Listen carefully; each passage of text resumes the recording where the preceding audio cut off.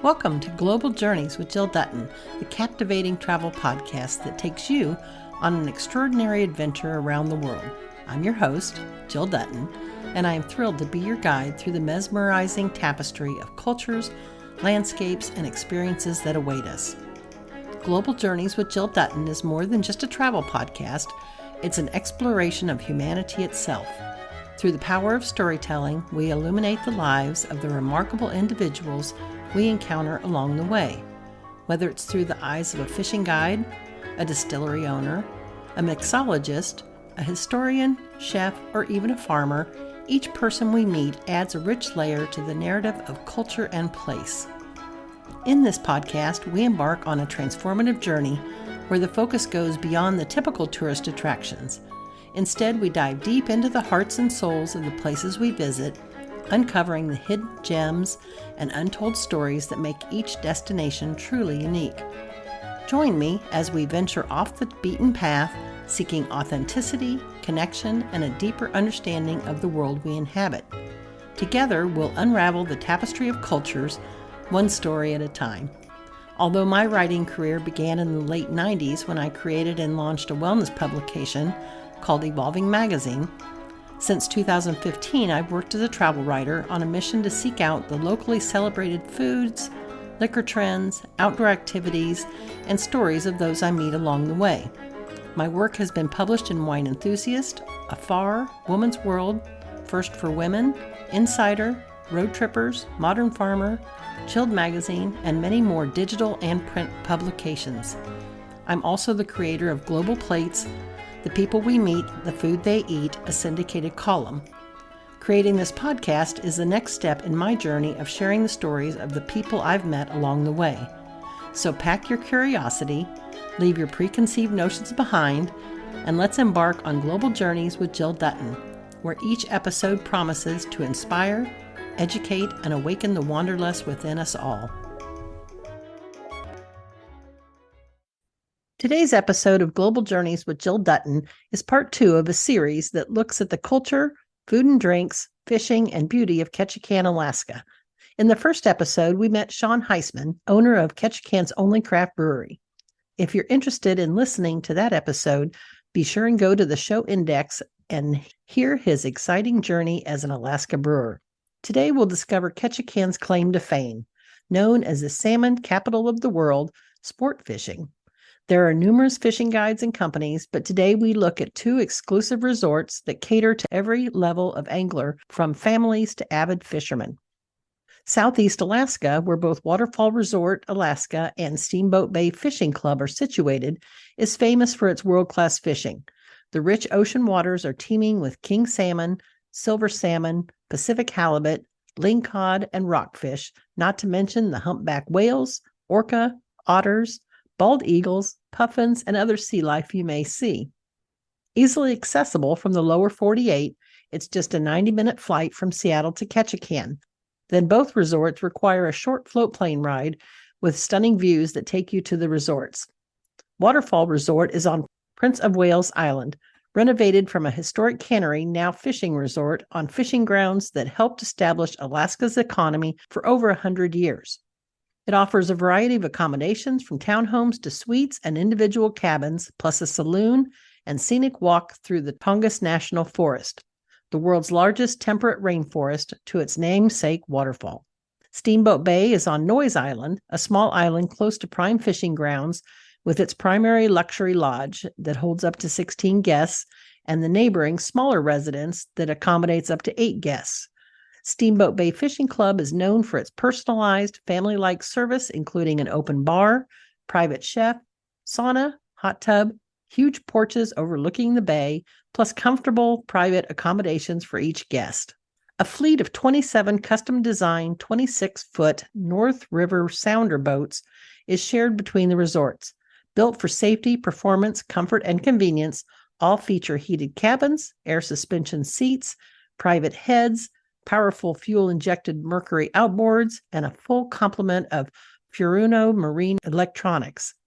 Expert U.S. Coast Guard licensed guides share well over 200 years of guiding wild Alaska fishing trips and put the 4 guests entrusted to each captain on the bite.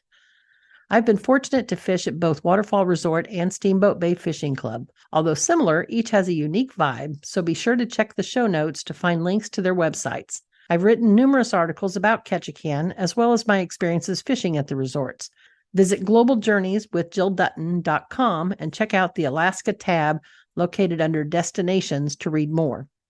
As a novice angler, I was awed by the experience at both fishing lodges.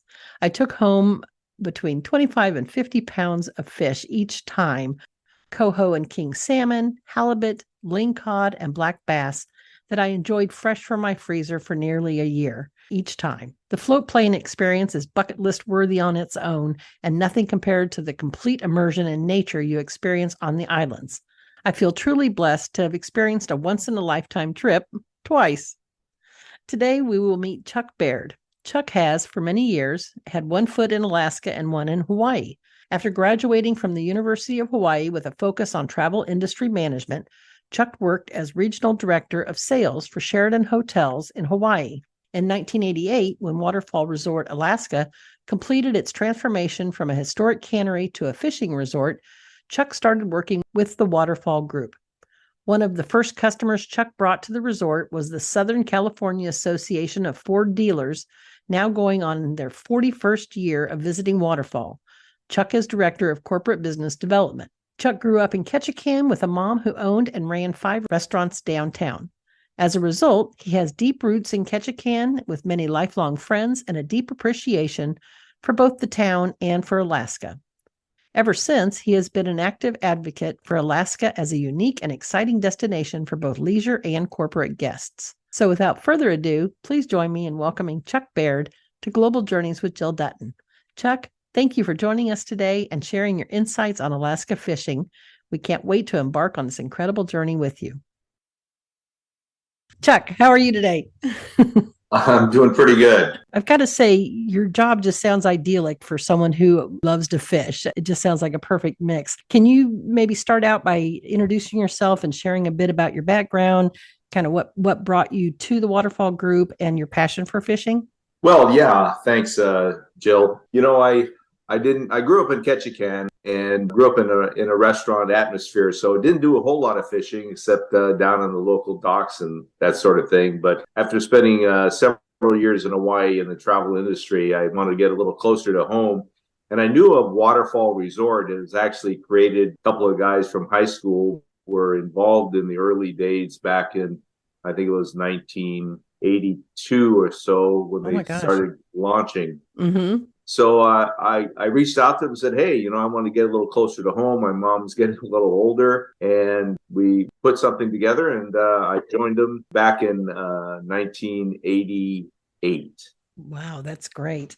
Oh my gosh. So if we could, let's talk about the two different destinations. The Waterfall Group has Waterfall Resort as well as Steamboat Bay Fishing Lodge, right? Is that correct?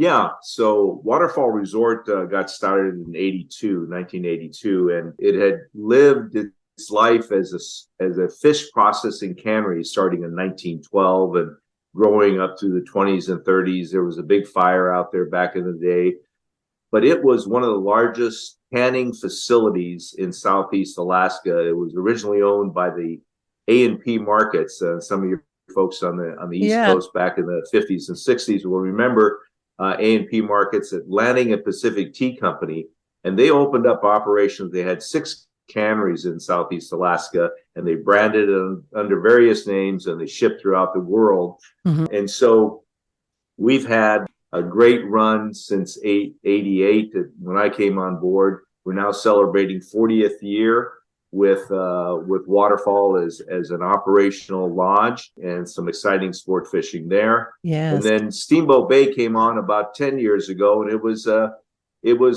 smaller resort. Waterfall could host 92 guests a day. We've got 27 boats, all the same type. Steamboat Bay was just our next level up. If you determine things like airline seats and such, if you go first class or business class, Waterfall would be business class. Steamboat Bay would be your first class operation. And we host 24 guests there in 2 facilities. The club is made up of the lodge for 16 guests, And then the residence is made up of 8 guests, total of 24. Oh, wonderful. And I'm just curious, are they groups of 4 that come in then? Primarily, again, with Waterfall, groups of 2 all the way up to buyouts. We have corporate buyouts, family buyouts, and things like that. You can imagine a large group of 90 guests, definitely. With Steamboat Bay, it's always groups of 4. Mm-hmm. And that works out pretty well. We fish 4 guests per boat, 2 guests per room. So we kind of like those numbers. Mm-hmm. Mm-hmm. That does make sense. Wonderful. Well, how would someone get there? Are most of your guests, do they fly into Seattle and then make their way to each individual fishing lodge? Yeah. Basically, guests will fly from hometown USA via Seattle. Seattle is your hub to Ketchikan. Alaska Airlines features probably 4 or 5 flights in and out every day of Ketchikan in the summer. Delta has a flight in there. It's actually very easy to access Ketchikan from all parts, especially the western region. Guests can fly in and land in Ketchikan at 11 a.m. in the morning, and that's a perfect match for our float planes at 12:30 going out to Waterfall. So you virtually can, say, wake up in LA and be fishing and catching fish at Waterfall by 2:30 in the afternoon Alaska time. That's fantastic. And then it works pretty well. It's kind of a fun thing, and it is easy travel to Alaska from all parts. Yes, I agree. It was very enjoyable on our trip. And like you said, the first day we were on the water. And so then in Ketchikan, they pick up the seaplane. And is it usually 4 to 6, I guess, that they hold? Yeah. We've got a couple of 2 or 3 float plane companies, seaplane companies that we utilize here, Seawind and Misty Fjords. And they have 2 types of plane. They have a Beaver, which is the workhorse around Southeast Alaska, and they will hold 5, maybe 6 guests. Everything is all on weight and balance. And then they have a larger aircraft called a Turbine Otter, and that can hold up to 10 guests as well. And so we're flying people across from Ketchikan out to Craig, Alaska, or Waterfall, depending on which lodge they're going to. But it's a fun flight seat tour. I mean, you get to cross over the Inside Passage waterway. You get to cross over Prince of Wales Island. And a side note, Prince of Wales is the 4th largest island in the United States. So it's a big island. But you start edging out in what I call almost to the edge of the earth. You're heading out to the west coast of Prince of Wales Island, where both Waterfall and Steamboat Bay are located. And they've just traditionally have been huge sport fishing and commercial fishing grounds, obviously why they built the canneries there. Yes, yes. And I must say the scenery from the seaplane was the most spectacular I've ever seen from an airplane. It was just it's nice. They don't fly too high, and they get to see some great vistas at that level. It was beautiful. So as far as the type of anglers you get as guests, because like I said, when I came in, it was a group of 4 women. And when I was there, I saw families, I saw, groups of men. I'm obviously some of them are corporate retreats as well. Do you just get this variety of guests, or I guess I had the misconception that it was all going to be, experienced professional anglers, but I was really impressed with the mix of experience that people had. Yeah, no, it is a destination. I think when you travel into Alaska, a lot of the sport fishing destinations are set up for guests who, maybe have fished bass in their backyard with their dad or something like that. But all the lodges are keenly set up to teach folks that have not fished in these kinds of waters, be able to handle the gear and that type of thing. So we attract all types and levels of people who want to fish to people who fish, all over the world. Okay.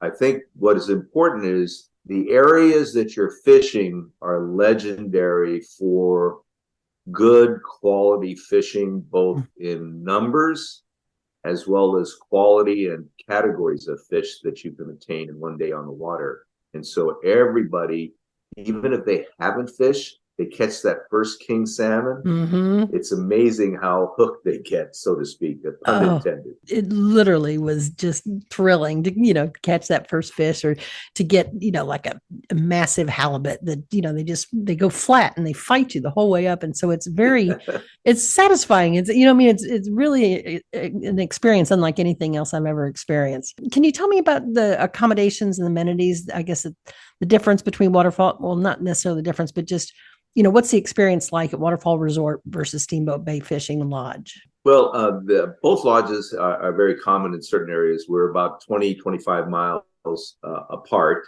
So we generally fish the same areas. All the boats and everything are basically been R&D for several years. And so they are well equipped and safe.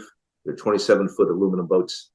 They got 4 shock absorbing seats, kind of like a e-ticket at Disneyland back in the day, but we got complete electronics, radar. We have 2 communication systems on there, and everybody, all the guides stay in contact with each other. So the fishing platform, as we call it, for guests, very comfortable. They also have heads on board, which is an extra feature that we have over a lot of other destinations as well. So comfort, enjoyment, so they have the best time for the experience out in the water. And a fantastic in terms of accommodations. Well, I was just going to say, in terms of accommodations, Waterfall Resort, being that old cannery style, when you have a chance to take a look on our website, we've got 2 big rows of cabins, some 26 cabins. They were the early workers' cabins. They're kind of like New England cottages, but we'll house a lot of guests there. We have above the general store, we have 8 rooms there, and we have about 8 different suites as well at Waterfall Resort. Steamboat Bay is set up a little bit different. It's kind of like a big ski lodge type of a thing. You have a center lodge area, big fireplace, big dining room, and your rooms are located to the left and to the right wings of the facility. Okay. And what I was going to say, when you were talking about what all there is available on the boats, the lunches were fantastic. And it just really stuck with me as far as, we each they would pack a picnic lunch basically, but you could have fried chicken, or you could have a sandwich or a wrap. It was wonderful. And the food overall at Waterfall, it's buffet style. Is that correct? Yeah, no, thank you for that. We, one of the things that it's important beyond sport fishing is getting back, having a hot shower, comfortable rooms, and some good food to eat. And so we worked very hard on that. But yes, at Waterfall Resort, it's with 90 guests in the dining room, and we have seating reservations and things of that we set up for everybody. But it is a large buffet. We have a appetizer area that's set up, and you could have Dungeness cracked crab on the appetizer area. You'll have sashimi. You can have oysters that are grown locally just to kick things off for you. Soup, full-on salad bar. And we always feature that old term, surf and turf, right? We've got a good meat, but a lot of times we will have in rotation, we'll have elk, duck, things like that. Definitely seafood, could be ling cod, halibut, or salmon. But the best of all is the soft service ice cream with all the sprinkles. It's amazing how people are, if they're away from home and they're not supposed to eat that, they're right there getting a mix between the vanilla and the chocolate. Oh, that's great. It was amazing food. And then speaking, this is at Waterfall, after dinner, people would go to the saloon and you walk down the boardwalk. I mean, it was really a quaint. I mean, I know it was a larger group, but it was such an intimate experience. And all of the fishermen or anglers, you bond together after a day of fishing and sharing stories. And it was really an amazing experience, and set on an island. So, I mean, it's just so unique, I guess, was my point. Well, you're absolutely right. It is a bonding experience. And though you have 90 guests, everybody's there for the common understanding that they're going to experience not only sport fishing, but the wildlife out there. The whales, and occasionally you'll see a pod of orcas, but puffins and sea lions, and places abounding with eagles. So they all have that, and they're all taking pictures, and they're sharing their pictures. and different things. But the highlight is when everybody comes in off the water at 4:30, both at Steamboat and Waterfall, and everybody, all the fish boxes are being unloaded. We have 2 fish stations where we can hang the fish. People can take pictures. You got a special large king salmon caught, special photos and things like that. So it's at 4:30 time frame. Everybody's enjoying everybody's catch of the day. Yes. And speaking of which, so tell me about the processing of the fish then. So the guests don't have to do any of that, right? It just comes off the boat and is immediately processed on site? Yeah. Fortunately, I mean, we built our program around being all inclusive. And one of the features is that we have about 7 or 8 guys in the cutting room.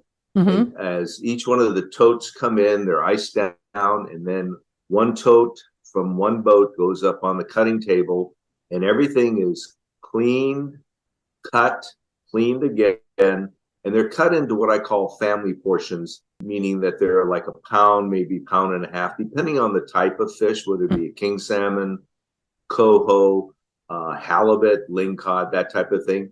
They're all individually wrapped, vacuum packed, and then they're marked for what the type of fish is, and then they're flash frozen. Takes about 4 or 5 hours, gets good and hard, and each guest has their own fish box. And so if you're a group of 4 fishing together, you're pulling your fish, and then we just make sure that each guest has same amount of weight roughly and the categories of fish to take home. We wrap those boxes up, 50 pounds. When you're still out there fishing, then we'll open up another box as well. It is such a treat, I just have to say, to be able to pull that out and have, because I'm in Kansas where we don't have good fresh seafood here. And so to pull that, a king or a coho salmon out of the freezer and cook it up, or the halibut or the cod or the black bass, I mean, all of it, it was just such a treat to have that at home. It's funny, guests will get back home and all of a sudden you got neighbors coming out and say, "Hey, I heard you went back to Alaska. Did you go fishing by chance?" Oh, my driver always helps me bring the box in so that he can get one of each. Just loves it. Well, that's good. And just a side note on getting your fish home, Jill, you recall that at Waterfall, we have an Alaska Airlines ticket counter. We employ 2 Alaska Airlines personnel. We have a Alaska Airlines computer that spits out both luggage tags for checked luggage and your boarding pass. So virtually, just like you would at an airport counter, at Waterfall, guests can check in, get a boarding pass. We tag their fish boxes and their checked luggage, and we move that. We're fortunate. We have TSA approval, badges, all that kind of stuff. So when you check in at Waterfall for departure, we manage all of your luggage and fish box behind the scenes directly to the Alaska Airlines plane. You have your boarding pass. You fly into Ketchikan on the float plane, and you head right up through TSA check-in and pony up for your flight home. That is so handy. It really is. Can you kind of walk us through what like a typical day would be then? So not the first day. The first day you get there by seaplane and you get out on the water, but for the additional days, what time does it start and how long are you on the water, and just kind of what's a day like? Well, we like to get you up early. Breakfast starts at 5. You don't have to be there right at 5, but all the boats want to leave at 6:30. The guides are set up, ready to go. Your lunch is on board, like you said. Everything is ready to go at 6:30. So you'll fish from 6:30 in the morning until 4:30 in the afternoon. And generally through the night, the guides are talking to each other. They know what areas fish have been hitting. They know the tides. They also watch the weather as well. And so basically they mentally start off with a game plan in the morning, where they want to be and where they want to fish first and where they want to move on. And so they might be going after king salmon early, or they might go after the coho, or maybe it's bottom fish if you want to get out a little bit further out and the weather and the water conditions are just right. So it's kind of a work in process. And then with the communication going on between boat to boat, and we find out that there's a little bit more action in a certain area and it's close by, the boat guide will figure out, say, hey, let's head on up there and see how well we can do there. So it just kind of morphs through the day. And of course, if you run across some whales and things like that, a lot of times we'll just stop fishing a little bit and chase a little whale there in the distance and be able to take some pictures. Yeah, on my first visit, our guide took us and he just shut off the boat and we just sat and listened, listened and took it in. It was just this incredible experience of seeing and being in the space, when we weren't fishing. So thank you for that. So let me see here. One of my favorite parts was, like I said, the gathering together at the end of the day for the happy hour. First off, the Steamboat Bay, the happy hour was just amazing. I mean, but everyone came together and would share their stories. There were stories of like somebody catching a hitchhiker and, different things like that. So I'm just curious, do you have a great fishing story from any of your times?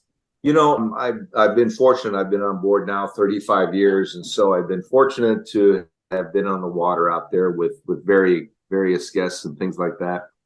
It's not so much a fishing story for me, but for me, the excitement being on the side of the fence that I work for the resorts, I get excited, especially for the families that come up, especially 3-generation families. Yes. And if there's ever a story, it happens for them on the water together, sharing that time. It could be a grandson, a father, and a grandfather. That to me is really kind of the story. I agree. I met a group that who was there that like you said, 3 generations. And I believe the grandfather had been coming for 20 years and it's something that they shared together every year as a family. And it was very important. It was very important to them. So I agree. Thank you for that.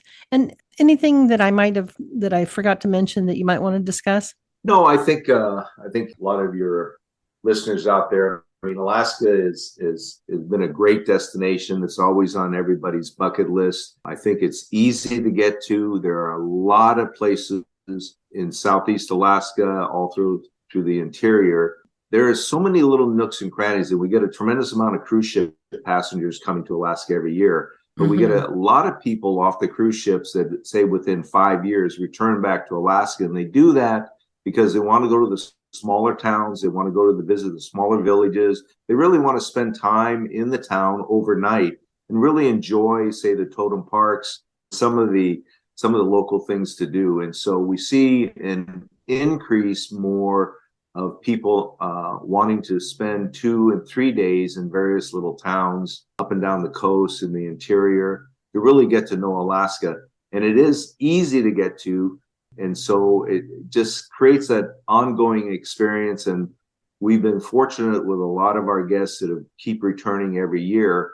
And they return because the experience generally is different every time. Wonderful. Well, Chuck, thank you so much. I myself can't wait to return again and bring home, up to 50 pounds of fish. It's something absolutely unique. I mean, it just stands out. Because I've been on a lot of trips in the past 8 years, and it's just in the top 3 probably, but it's one of my favorite destinations. So thank you so much for being here and talking to us about Steamboat Bay as well as Waterfall Resort. Well, good. Thanks, Jill. We look forward to having you get back, and all the best to all of your listeners. The Ketchikan series continues next week, where we'll meet Joe Williams Jr., who was born and raised in Saxman, Alaska. He is of Tlingit descent and is from the Eagle tribe within the Tlingit tribe. Joe was the first Tlingit Alaska native to be elected as mayor of the Ketchikan Gateway Borough and previously served as the city of Saxman mayor, making him the first elected official to hold both the borough and city mayoral positions in the state of Alaska. Joe also served as Saxman's tribal president for 12 years and on the Alaska Intertribal Council and National Congress of American Indians. During his career, Joe has brought people and organizations together for the betterment of Alaska's native communities and people. Joe has also owned and operated his own tour company, Where the Eagle Walks, for 31 years. He offers historical walking tours through Ketchikan and lectures on cruise ships and at other venues, weaving together history and stories about life as a Tlingit in Southeast Alaska. So stay tuned for this series as we uncover the hidden treasures of Ketchikan, Alaska, one fascinating local story at a time. Let the captivating narratives, authentic voices, and unique perspectives paint a vivid portrait of a community that thrives on tradition, innovation, and a profound connection to its roots. Until next time, may your travels be filled with endless curiosity, open-hearted encounters, and transformative adventures. Safe travels, fellow explorers, and keep wandering.